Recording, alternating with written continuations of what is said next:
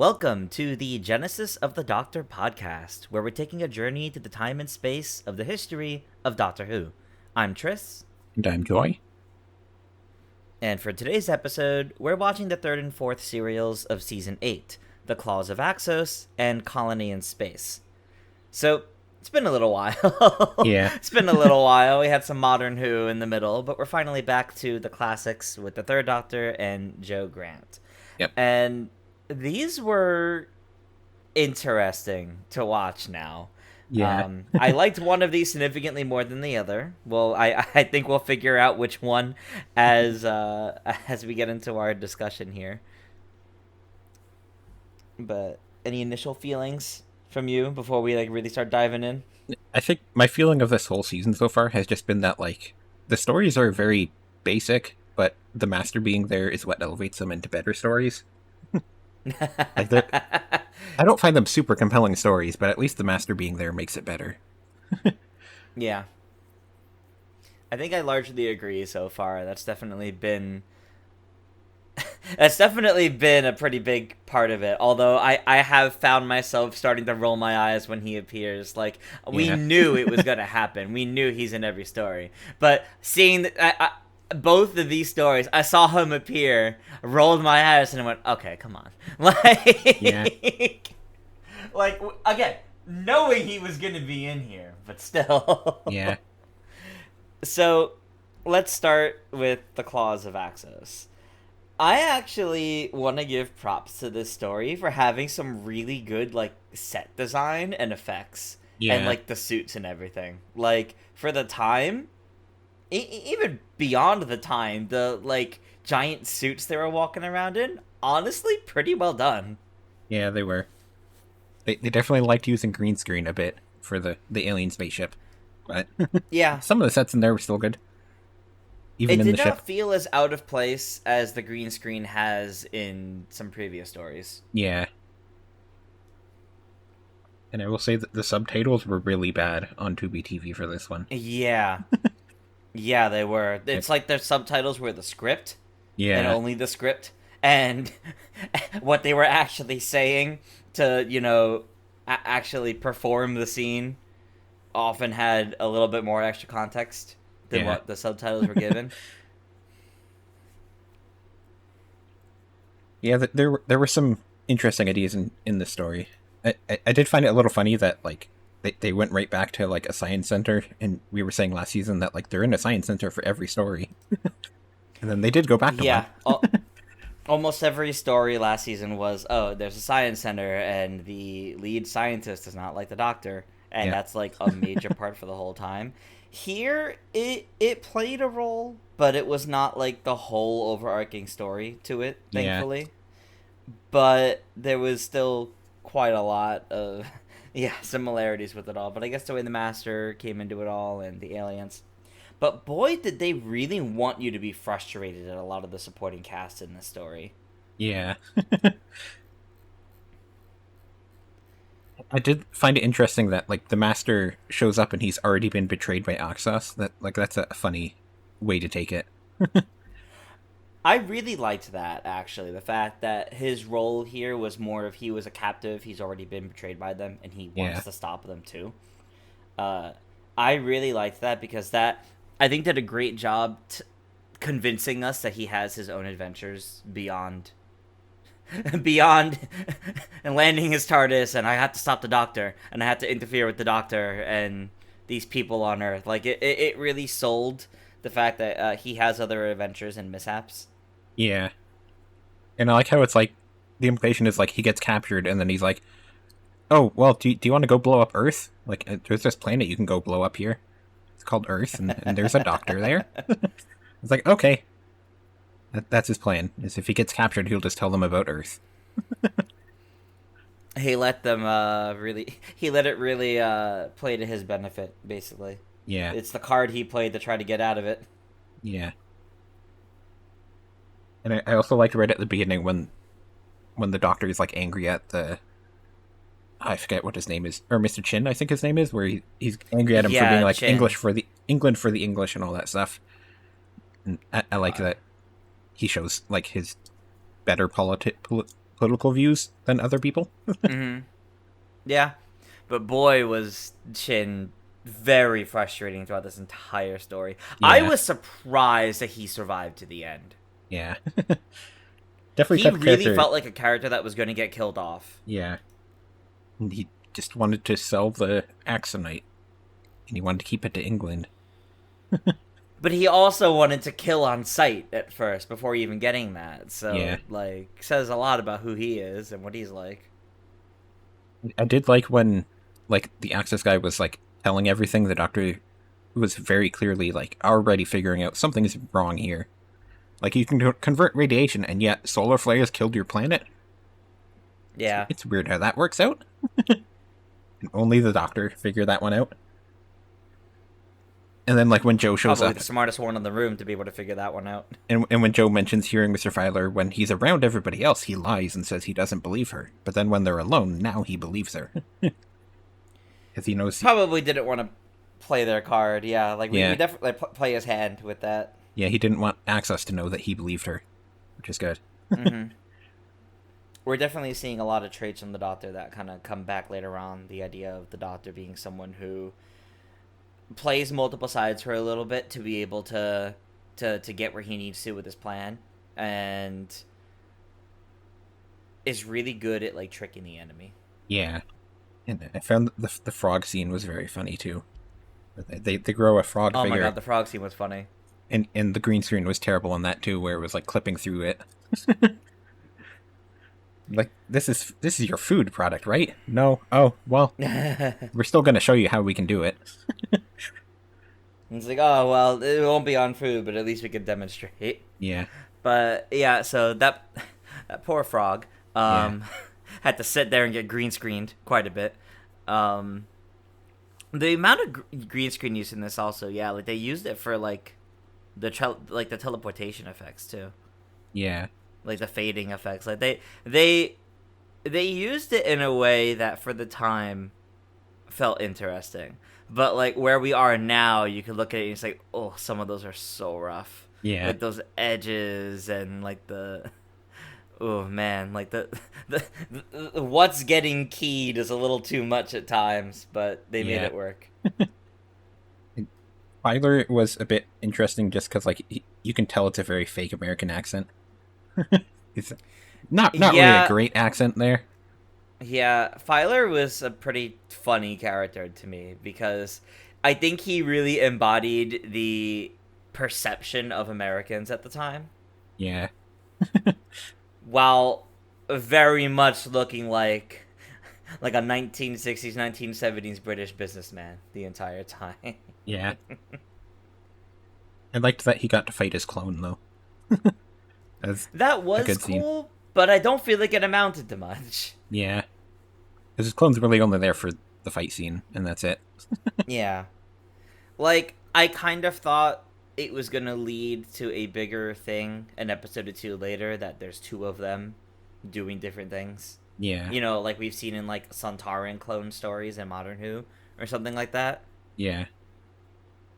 But, sadly, no. That one was a bit fast. Filer's role in the story is very, like, companion level. Like, he does more than the rest of Unit and, like, the Brigadier all do. Yeah. And the way he gets involved constantly is like that of a companion, except he's, like, never with the Doctor outside of the one time he's fighting his clone.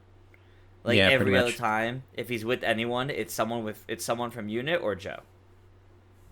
Yeah. Also, an interesting thing I found out is that this was originally pitched for the second Doctor. And then... Interesting. It was going to be a 7-part story for the second Doctor, and then that didn't happen, so it got reworked for this. So, part of me wonders now if maybe Filer was supposed to be Jamie's role or something. Because that would make a bit more sense, maybe. I could see that.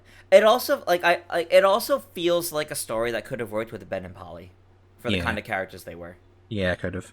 Like the way the way that Joe and Filer, like the roles they filled, definitely feels like it could have worked for Ben and Polly as well. Like for like early second Doctor stuff. Yeah. but that probably wasn't from back then. I'm just thinking of like the character Yeah. roles. I'm not sure exactly when it was for the second Doctor, but Mm-hmm. yeah. The costumes were really good though. Like I mentioned, like the giant like suits that they had, including like when they're like out and about and the cars have to avoid them. But Yeah. also like the suits for like when the Axons had like the humanoid forms. Like Yeah, those even are good too. those looked pretty good. Those were a lot better than just the body suits and face paint that we're used to seeing.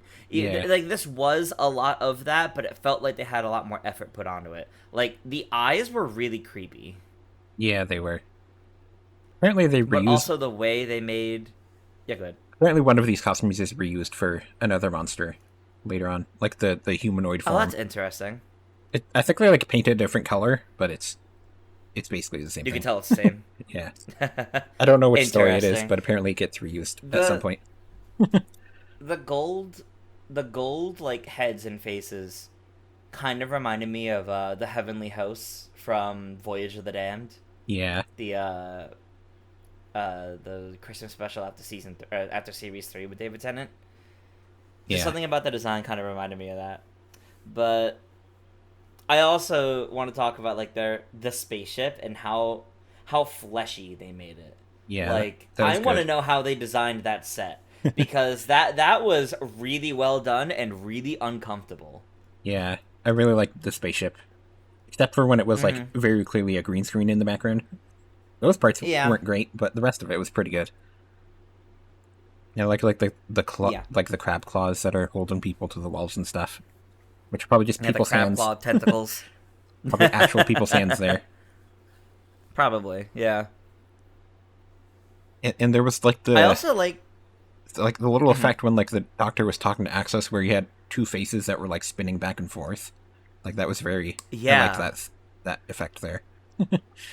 There were a lot of really good little effects. I still don't quite understand the big deal about when they scanned him, like really early on when he first entered the ship, and then he's like totally fine afterwards, and he Yeah.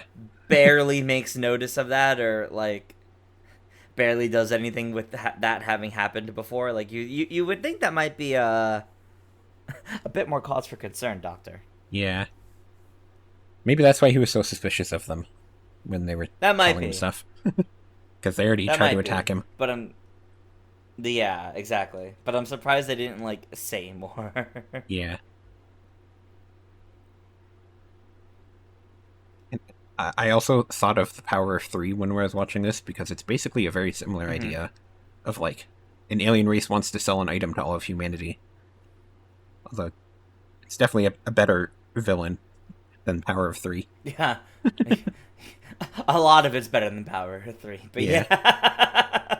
No, I definitely see what you mean though. Like the idea of wanting to give this out to the world and that's the plan, having it everywhere and how that'll affect things. And like the way it absorbs too, like everything with the axons, the way that worked, I thought was a pretty good effect. Yeah. Like how they had people essentially disintegrate when getting absorbed. I thought like the effects for all that was also like pretty well done.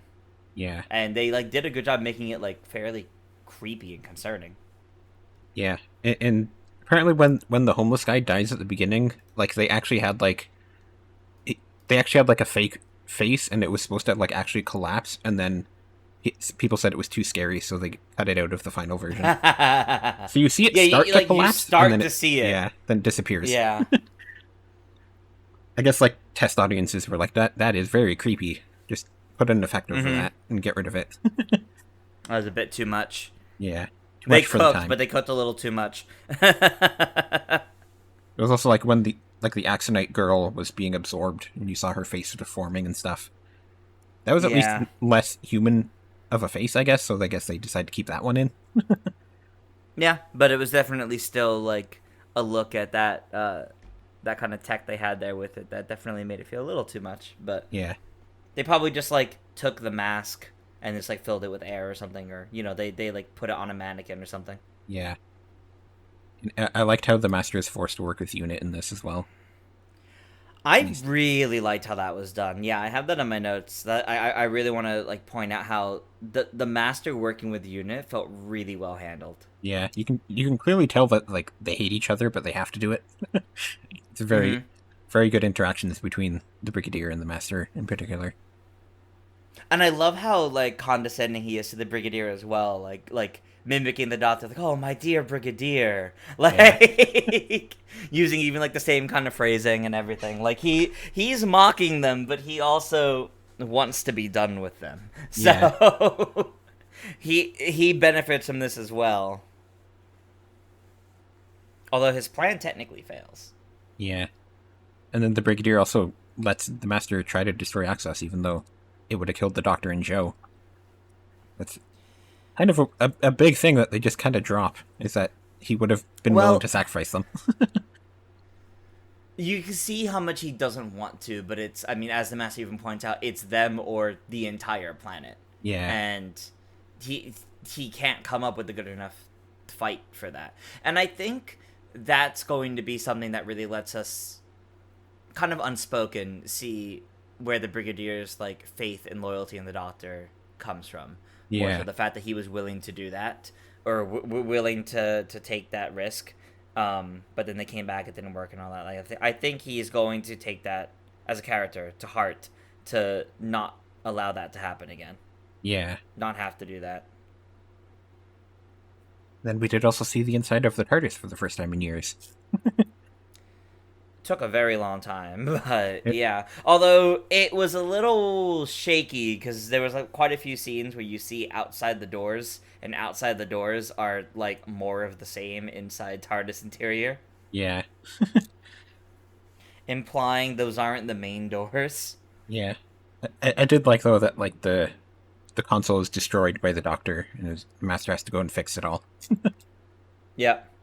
I guess they kind of did that to explain that, like, well, it's a different prop, so we're just gonna tell you that, like, the Doctor destroyed it, so that's why it looks different. Though it looks very similar still, so it's not that different. The idea of the Master fixing the Doctor's TARDIS is also a fun one that I thought they only did in the modern era, so it's quite funny seeing that they also did it in the classic era. Yeah. And then the Doctor pretends to want to escape with the Master, just to kind of get him to help fix it even more. I really liked how cunning that was. Yeah. Because you could tell to a degree part of what the Doctor's saying he doesn't believe because it's very against everything else that he's done. Yeah. But his goodbye to everyone is genuine, I think. I think he fully intended to leave afterwards and not come back. Yeah. Because the way he even said goodbye to Joe felt like he intended to leave afterwards. He was still going to save them, but he wasn't going to come back after her. Yeah. I really liked the "I will miss you, Joe." It was very good. Mm-hmm. And the emphasis. He definitely feels like he was like, he's going to fix what's happening with Axos, but then his plan was to leave, and then he found out that, well, they made it so that it can't leave Earth. Yep. Even if he got his controls over the TARDIS back, they're still in control of where it goes, basically. And he says he's a galactic yo-yo. We're seeing a lot of little moments of episodes ending with this Doctor being very like quirky in conversation to the Brigadier specifically. Yeah. I like how in both of these, it's we had that at the end of last season too. In both of these stories, he ends it trying to explain something to the Brigadier, and it's like, you're not going to understand it. I'll just not worry about it. Yeah. I don't need to explain Which the time is a loop to shame, you. because I'm sure he would. Yeah. Yes, it's a time loop. Well, it's a time loop. Yeah. They could have just said repeating the same amount of time or repeating the same day. That's a time loop. But, and then, like, and then complicate it much more from there. But, Yeah. I'd also like to point out that the 10th Doctor mentions Axos when the Master's dying in his arms. He's like, remember all the good times that we had, like Axos? Yeah, great times. Yep. They definitely got along well here in this story. They did.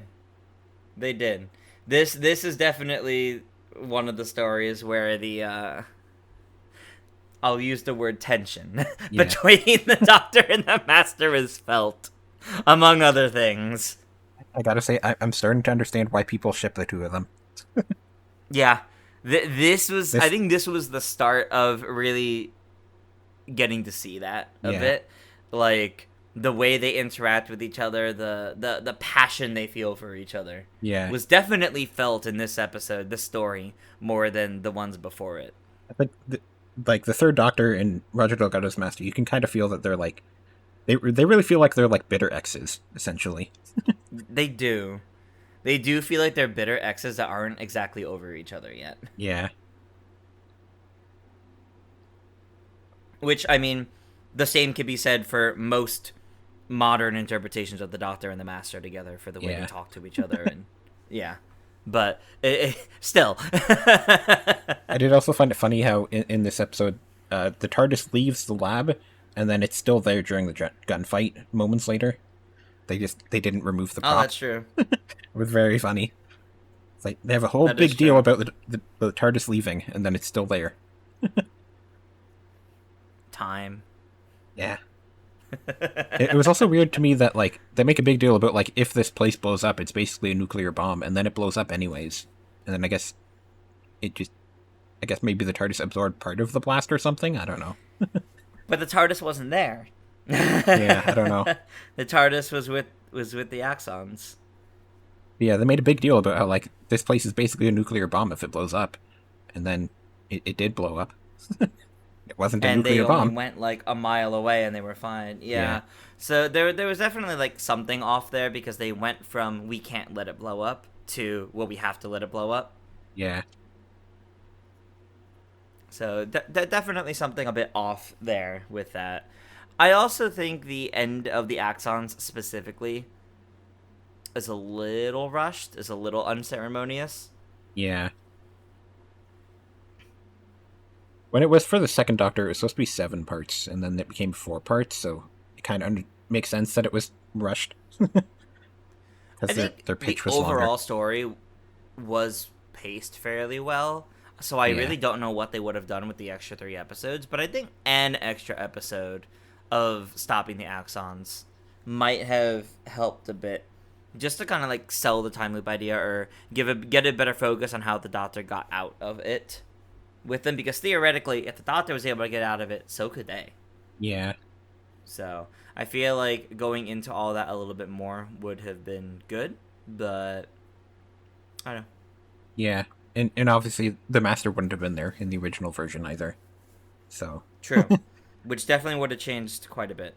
Yeah. But maybe that's why he was less of a villain here and more of an agitated third party with common interest. I think the writers didn't really like that they had to include the Master into it, so they're trying to struggle to find a way to put him in there. When arguably I feel like this is his best use yet. Yeah, kind of. Because he's not full villain in this, and it works to like develop the character a lot better. Mm-hmm. In case it wasn't clear, as a whole, I really liked this story. I thought this was a really good story. Yeah. I think the use of the Master and the depth to his character with it all, by not just being, the main villain with ulterior motives, helped a lot. Not just to enhance the story as a whole, but also like his character and his dynamic with the Doctor, because those were definitely the strengths. While also, as previously mentioned, like the sets were really good, the costumes were really good. Like I think just overall, this was like a really solid story. Yeah. I like this one. I feel like the parts of it that aren't about the Master are not as good, because like they kind of rush through everything with Axos, more or less. Mm-hmm. But like the Master being there definitely makes it a very good story to me. Yeah, I agree. Well, I think that brings us to the colony in space. Yeah. And I have very mixed feelings on this story. Yeah. I think it's kind of interesting that, like, when the third Doctor actually gets to use his TARDIS for the first time, they don't do, like, a full sci-fi thing, which is kind of interesting, where it's like, he's not on a spaceship, he's just doing, like, dealing with humans again. It's a bit fascinating, but it's also not the most compelling story, for sure. There's I got a lot of problems with it. I think so. First off, the episode opens with the idea of the Time Lords forcing the Doctor to go there. Yeah. And then they don't come back to that at all. Yeah. Is it? I assume it's to stop the Master from getting control of that weapon. Yeah, But because they mentioned the they Master. they went out of their way to warn the Doctor in the past, about the Master, like the start of the season. They went out of their way to warn the Doctor about the Master. Why did they not do it this time? All they Yeah. did was put him at the right place, and he had to figure everything else out for himself. So I don't like how inconsistent the Time Woods are used in this story, especially when they're the opening acts like that. They're kind of supposed to be the driving force behind it in that case. Yeah. But at no point are the Doctor and Joe like really wondering like why the TARDIS brought them there. Like they initially are like, oh, I wonder why. I wasn't in control of that, and they kind of just drop it. Yeah. I would have liked to have learned a bit more into that, or learned a bit more about all that. And then I also really don't like how the indigenous species was handled in the story. Yeah, that was rough with them. I feel like with the Time Lords, I kind of wonder if it was like very late in the script that they decided to do that, just so that they could have like, oh, the Master's going to show up later. Don't worry about it. He's not here for 3 episodes, but we're going to tell you that he's going to show up. Maybe that was why that was added. Maybe it's their reason for why they have this story where the Doctor can use the TARDIS. Yeah.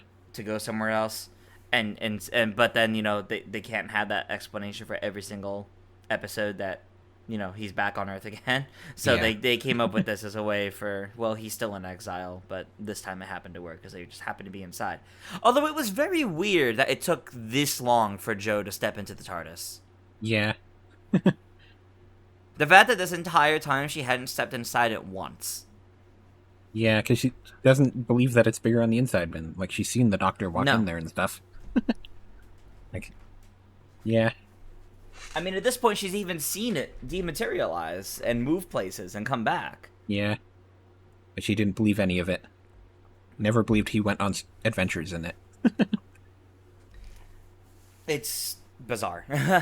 But yeah, so this story, I did like seeing how evil this company was, and how low they were willing to stoop for their capitalist greed.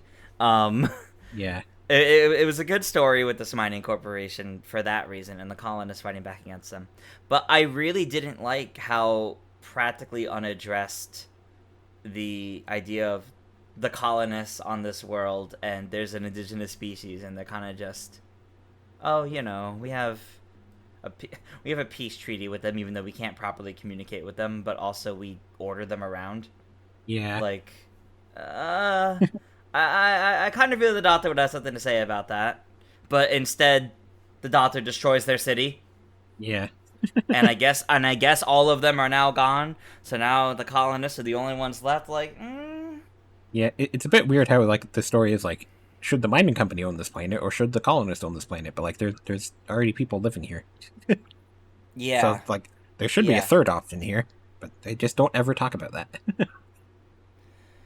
No, and that was a little uncomfortable throughout this entire story. Like, not once was that presented as an option. Not once was there the Doctor, trying to explore. Maybe they're fighting back because it's their planet. They don't want you here. You are invaders. Not once was that ever gone over. Yeah. Instead, the closest we have is the only one of this species that's able to actively talk to them. Says, "Oh, no intruders in our city. You'll be executed for that." And the Doctor's like, "Surely there's justice here in the laws of this land." It's like, hold on, Doctor. Yeah. I did kind of like though that how it's like the mining company tries to pretend that the locals are killing people, but then you actually find out that they're not. But then in the end, the Doctor just blows up the city anyways and kills all of them. So it's messily handled there. That's why, like they do start fighting back. They do start attacking, but like it's so like side story to everything else going on. It's such a it's a B plot to everything else going on. Yeah. And it doesn't really go anywhere other than, oh, it turns out this species once long ago had this like incredible weapon, and by pulling one lever, we can self-destruct that weapon and destroy the entire species because none of them are gonna leave their city, I guess. Yeah. I feel like maybe it would have been a bit better if it was just like they died with when they used their planet. So like it's just like there are ruins there, yes, but nobody knows like how to get through the ruins until the doctor shows up. Yeah. I think I think the story would have been far more compelling if there was like at least one archaeologist human Yeah. that was fascinated by the ruins, and then like deep in the ruins you find like a small few of them survived Yeah. solely to make sure their weapon doesn't get used, kind of thing. Yeah. Like only for that purpose, not like a thriving civilization, not oh they've reverted back to a primitive state or anything like that. No, nothing like that.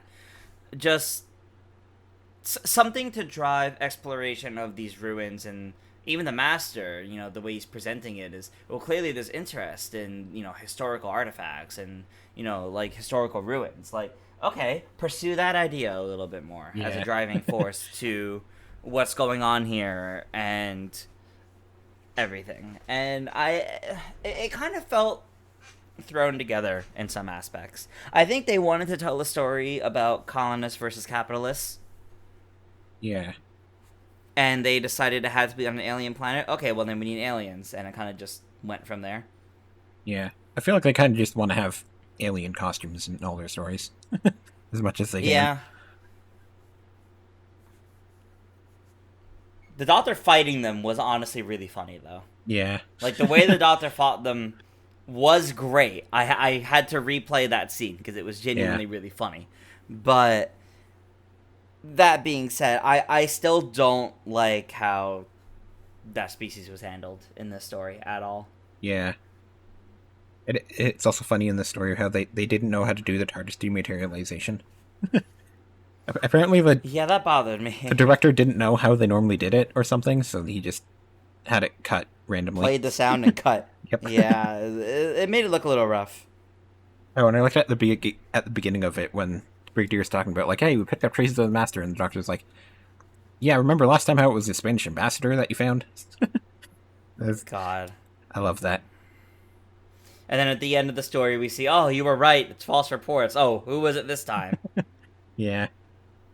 Did also find it weird, though, But that, like, with the locals, they just never gave them a name, either. They just called them the primitives the whole time. Like, the least the Doctor could have done is ask the name of the planet and then referred to them. Well, he did say the name of the based planet on at the name of the beginning. planet. Yeah, when but, they like, arrived, he knew the name of it. But then he also didn't know that people lived there, which is weird. Mm-hmm. It's bizarre. Yeah. Did like Caldwell, though, which was like the only good person for the mining company. He was a good character. Did really like Caldwell's character and seeing like his development of how like what is he willing to do, what's too much for him, in like how is he going to handle doing what he deems to be the right thing in this case. I thought that was really well handled. And then on the other hand, you have like I forget what his name was, but like the colonist who's just like always wanting to shoot people. Mm-hmm. You have one reasonable miner and one unreasonable colonist. It's a bit much. Yeah. Although I have a little bit of notes here, like from looking into it a bit, which I don't know if you did, and we can go into it a little bit further. But apparently, the subtext to the story really is about the struggle between European settlers and Native Americans, and that's part of why I'm so bothered by how the indigenous species was handled, because they're such an afterthought. Yeah. Like, if this is supposed to be about that struggle, then make it about the colonists and the species, and only them. Don't also have the story of the colonists versus the capitalists. Those are two different stories. Yeah. Definitely would have been a bit better if it was like, the colonists they're trying to say, like the colonists on one side and the locals on the other side, instead of mining company versus colonists. And then you could still have like an adjudicator who comes in and stuff. does all the same Yep. stuff. I did like how the Master doesn't show up for three episodes though, and then he's just like, oh, I mean, they've been mentioning an adjudicator the whole time, so you gotta wonder who's the Master's gonna be. I honestly, despite all that, I did not expect he was going to be the adjudicator. Yeah. It was quite funny seeing him show up. But I love how the conversation he has with the Doctor is like, oh, hi, how dare you? I'm legitimate. It's like, oh, yeah, legitimate is enforced very well, right? Oh, he's like, oh, yes, obviously. Like, but you don't have it any was papers. quite funny. The Doctor doesn't have papers, so he's like, oh, the Master can just arrest him if he needs to. yeah, he's like, oh, of course I have my credentials. I mean, yes, of course they're forged, but they're credentials. Yeah. Also, it was just another funny moment between them. Fun fact about the adjudicator is when they show his real face, that is Graham Harper, who was an assistant floor manager for the story, and he later directs stuff, and the same picture is used as one of the doctors in Brains of Morbius, which is funny. So, oh, that is funny. The subtle implication there is that the real adjudicator was the Doctor undercover, and then the Master showed up and kicked him off, and stole it from him. So I guess the idea would have been that like an early Doctor was working to find like the weapon here. I guess was the idea. Mm-hmm. Maybe we'll see that revisited one day in the future when they tell more stories about the Doctor working for Division. Yeah. Yeah, it's kind of funny how it's just accidentally because they reused the same picture later on for a very important character that has now been confirmed to be a version of the Doctor. That's pretty funny. And then also the mining company is called the Interplanetary Mining Corporation, and from the Space Pirates, there was another IMC, which was the Asigri Mining Company, and apparently, according to novels, they are the same company. Nice. It's the same company. That's fun. The same mining company from Space Pirates. That's a fun way to tie things together a bit. Yeah. Because I guess they just went like, well, they're both IMC, so we can just say they slightly changed their name at some point. Mm-hmm. Oh, and I found it so funny when they go to the Master's TARDIS and they're like, wait, we have to wiggle underneath the sensor. you gotta wiggle your way into the TARDIS. The sensor was going off at first, too. Yeah. I guess it has to go off for like multiple seconds or something before it sends him an alert. I don't know. Yeah. Yeah, it was definitely a messy story, I would say. Yeah. Like, it definitely had its good moments. I really liked Ash as a character. Yeah. And what he was willing to do as a leader, where he really didn't want to resort to violence. He really wanted to do things right, but he sacrificed himself in the end. I thought that was well done. I liked that. Yeah. But maybe getting a scene of his daughter reacting to that, or, her thoughts afterwards on all that would have been good, but, Yeah. Just skip over that. Yeah, I did kind of like how it's like, they didn't feel like the third Doctor gets to travel in a TARDIS for once, but they don't like go all out on being like, this is on an alien spaceship and we're doing all this like high sci-fi stuff. Whereas it's keeping it a bit more like it meshes a bit better with like his other stories, where it doesn't feel like it's a massive jump yet. Yeah, they're doing it in a way where it doesn't feel like too much for someone who only started watching with this Doctor. Yeah. Although, and maybe that's the best way to handle it right now, but yeah.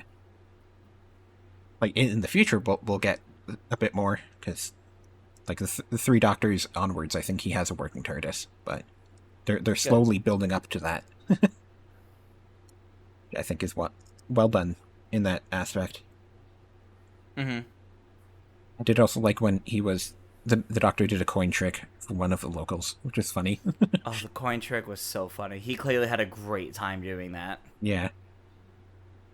I wonder if that was scripted, or he had the idea himself and said, let me use this as the distraction. Yeah, maybe. Because that felt like something John Pertwee could just do and wanted to show off. Yeah. It definitely goes on for a little while with no dialogue, so it could very easily not have been in the script. That's why there's no dialogue or anything. He's also so willing to fight in this story. Like, so much. Yeah. He does his paralyzing, like, thing with one of the colonists early on. Mm-hmm. He also did it in the previous story in Claw of Axos, except it didn't on the clone, but it didn't work. Yeah. I also found it so funny how like there was a giant iguana thing, and then it was actually a The robot the whole iguana was time. so funny. Yeah, The iguana projector was so funny. a very weird idea of like why not just like try to make your robots actually look like an iguana then? No, it's just we just have a projector that's projecting it onto your eyeballs as it attacks you. Clearly, they needed something low effort because they didn't care. And I Yeah, don't mean production; I mean the mining company. They did yeah. not care that much. They did it with low effort. I don't think I have any other notes here for this story. The only other thing I really have to note is there was one other point that looked like it should have been a key detail, and it's that one of the indigenous aliens that you kind of keep seeing has this like really big like gold and green necklace thing that I'm pretty sure in one of the first scenes with the colonists, one of the colonists is wearing it too. And I thought maybe they were gonna go into like that's how they are able to communicate. That's able to do like they can understand the telepathy by wearing that or something. Didn't go anywhere. I even noticed that. It was like a small thing, but it's one of those. It felt so prominent as part of like the alien costumes that I Yeah, thought it was gonna like play a role since it's like detachable jewelry. yeah, But no. I feel like the story has a lot of good ideas, but also a lot of half baked ones, unfortunately. So yeah, I feel like, though there are a lot of good things, this might be up there as my least favorite Third Doctor story so far, yeah, which is a bit of a shame. But yeah. I wasn't crazy about this one either. hmm. I did like the little note that they had that like the Earth is polluted and there's like no grass there. It's overpopulated. Like that's why The they want Earth to is get off there. overpopulated with hundreds of millions. Like, whoa, really? And then they arrest you if you think for yourself there. Yeah, that was quite telling, wasn't it? Yeah. That was quite telling. And they didn't really dwell on that one for very long, though. Yep. Well, I think that covers our classic stories for this week, but there is a bit of news to talk about before we move on. So, Joy, would you like to would you like to address this? Because this you were the one who found this originally, and I'm still trying to figure Yeah. out what So this even means. the BBC has announced that they're doing an animated spin-off of Doctor Who, although it's an animated spin-off for preschoolers. And it should also be noted that the announcement is that they want to find a studio to make it, so it's not in production yet, but it will be produced at some point. Something that I found noteworthy as well is that they specifically said this is being made separately from the main show, which kind of implies that there is going to still be a main show, even though we don't know yet. Right. They kind of Yeah, implied technically that. we don't have the confirmation. Yeah, like it kind of implies that like they are going to be making a main show alongside it, which is good. Hmm. Yeah, it's an animated Doctor Who for preschoolers. I might check it out, but obviously, not the target audience of this. Yeah, right. Very far off But from it's that. noted that it'll see the Doctor traveling through time and space for the preschool audience, solving mysteries and problems alongside the companions and other friends. So, the question there really is, what form does this take? Like, we know it's Yeah, going to be animated, but, like, are they going to use the, at the time, current Doctors and Companions? Are they bringing David Tennant back and some of his random companions to do these because they look at David Tennant and say, yeah, you voiced Scrooge McDuck. You could do animated stuff. yeah. Like, where do they go with this? I kind of assume Because, yeah, go ahead. my assumption is it will probably be one of the older Doctors, and maybe it might not even That's be what I'm voiced by thinking. their actual actor, but it might just be like a different voice actor, depending on who they can Yeah, get. that's what I'm thinking because I feel like to try to go with like whoever like the current actual characters are played by at the time, I feel like would make it a little too complicated. Yeah. And I feel like because if then people are gonna try to work it into the canon. yeah, and if it's for preschoolers, you probably don't really want to have the Doctor regenerating in it, and just have like No, one Doctor, no. just so that the kids understand that like it's the same character every time. Hmm. So you wouldn't want to follow the main character because then the main Doctor is going to regenerate, and then you're going to have a new one. So I have two questions about this though. One, what kind of art style do you think they would go for? Because I know like people have talked about like, oh yeah, like this is the same group that owns Bluey after all, so like maybe they'll go like they won't even look like people, like they'll just be like a like heavily stylized cartoon. I guess it largely just depends on what studio picks it up, because I guess, yeah. it'll just be whatever that studio makes. And then the second question is, do Daleks appear? I want to say probably not, but they're so iconic in the Doctor Who brand that I feel like they can't not have them at least once. If not only to have an animated Dalek. Yeah, I feel like they'll Like have a to show up at chibi some animated point. Dalek or whatever. Yeah. They'll have to show up at some point, and then the Doctor will just like find a silly way to defeat them because it's a preschooler show.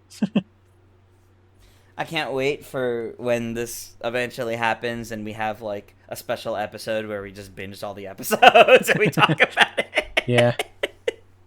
That will be pretty funny. Maybe he'll defeat Daleks by making it have to use its plunger on a toilet. That'd be There quite you go. funny. There's definitely a bunch of silly little things that they could do there. Yeah. But I mean, like, just because it's like animated for preschoolers doesn't mean it can't have depth. I mean, again, look at Bluey. Yeah. Like, that has depth. Adults like that for the kind of lessons that it teaches children and the way it's handled. Yeah. If it ends up being something like that, that could be really special, actually. Yeah. Guess we'll have to see, because it'll probably be a long time before this actually shows up.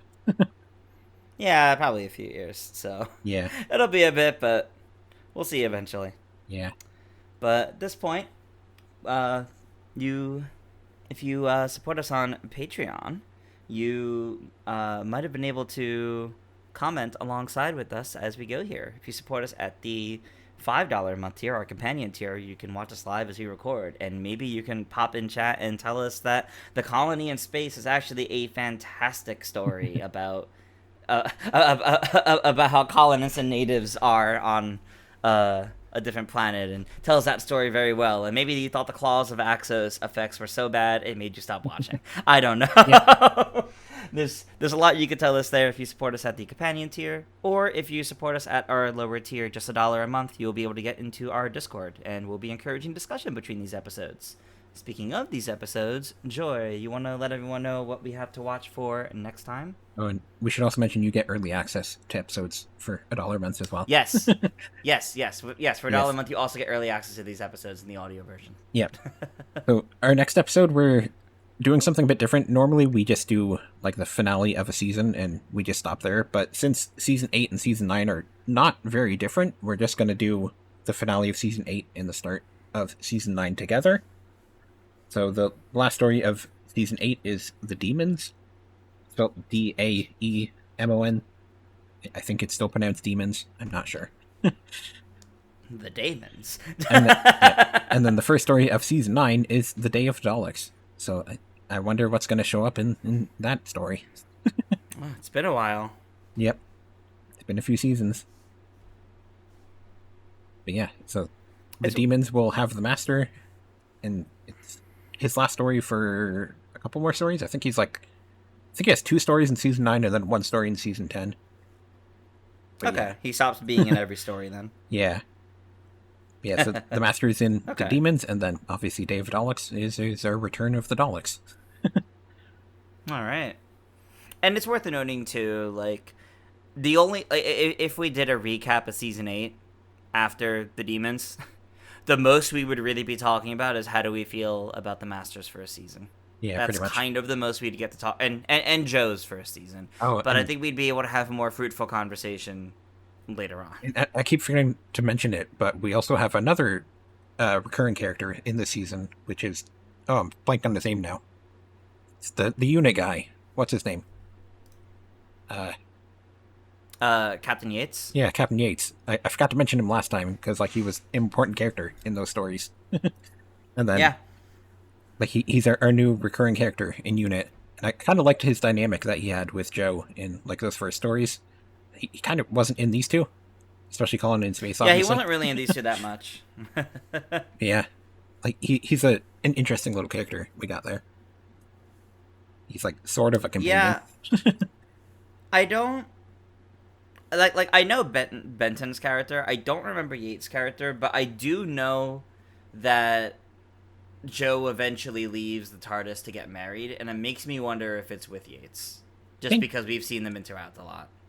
I think But the we'll find out, I intention was guess. to maybe have him will they won't they, especially at the beginning, Mm-hmm. because like when they were like in the Doctor's lab in Terror of the Autons, like you could feel that there was like a little attraction between them. Yeah, yeah, that's fair. Yeah, I guess we'll see though. Still got a Yeah, couple we'll have to see seasons how they. before that. Yeah, we still got her for a bit, but yeah. So next time we will not be recapping season 8. We'll be doing the end of season 8 and the start of season 9. Yeah, Should be a good time. So, as a reminder, make sure to watch the Demons, or the Daemons, however you want to pronounce it, and Day of the Daleks before our next episode. You can find those on the BBC iPlayer or over on Tubi TV. Hopefully the subtitles are better this time. yeah. And if you support us on Patreon for just $1 a month, you'll gain access to our Discord and early access to our episodes. I have been Tris. You can find me on most socials at ToonTris. And I've been Joy. You can find me at Joy Content. And we'll see you guys next time. Bye. Bye.